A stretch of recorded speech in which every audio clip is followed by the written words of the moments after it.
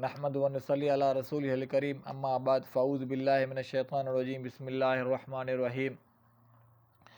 ان اللہ و ملائکۃ یصلون علی النبی یا ایھا الذین آمنوا صلوا علیہ وسلموا تسلیما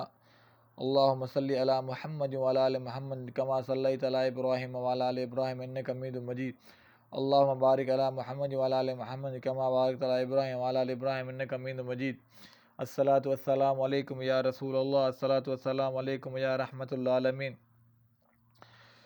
السلام دوستو، کیسے مزاج ہیں؟ سب خیریت سے ہیں؟ میرے بہن بھائی سب ٹھیک ہیں؟ آپ خیریت سے ہیں؟ آج مدینہ منورہ کا ٹیمپریچر 39 ہے،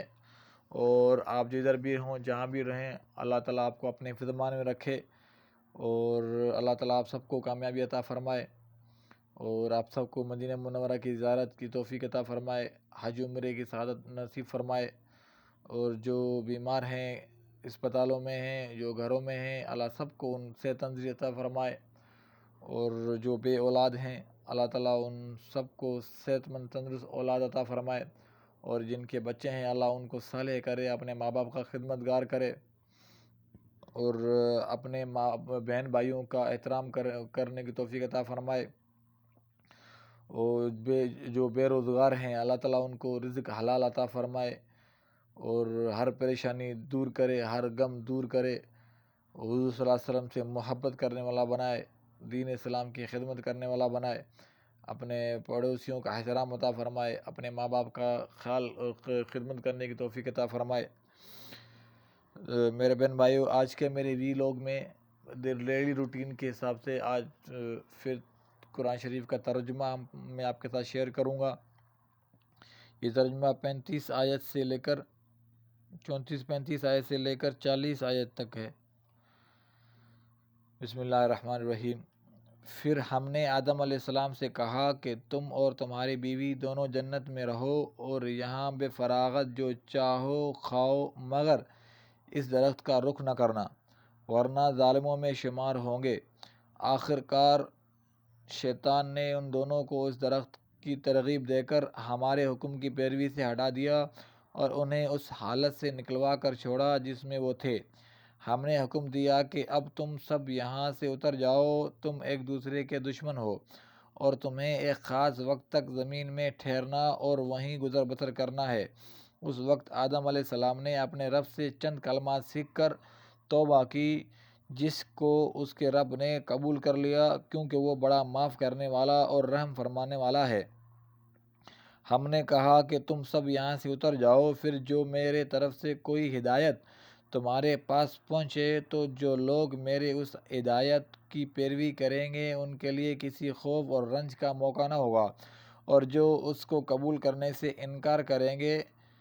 اور ہمارے آیات کو جھٹلائیں گے وہ آگ میں جانے والے ہیں، جہاں وہ ہمیشہ رہیں گے۔ اے بنی اسرائیل، ذرا خیال کرو میری اس نعمت کا جو میں نے تم کو عطا کی تھی۔ میرے ساتھ تمہارا جو عہد تھا اسے تم پورا کرو، تو میرا جو عہد تمہارے ساتھ تھا اسے میں پورا کروں، اور مجھ ہی سے تم ڈرو،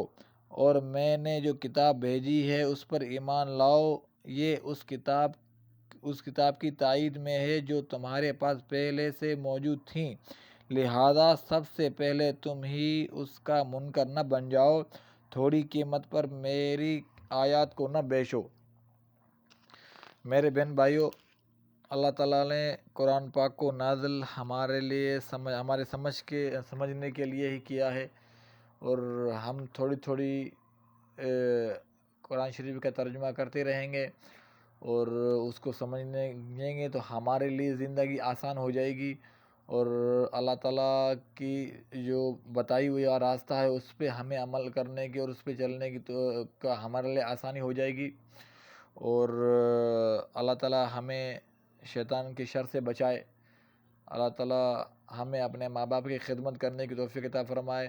اور صحیح معنوں میں دین اسلام کی خدمت کرنے کی توفیق عطا فرمائے۔ اور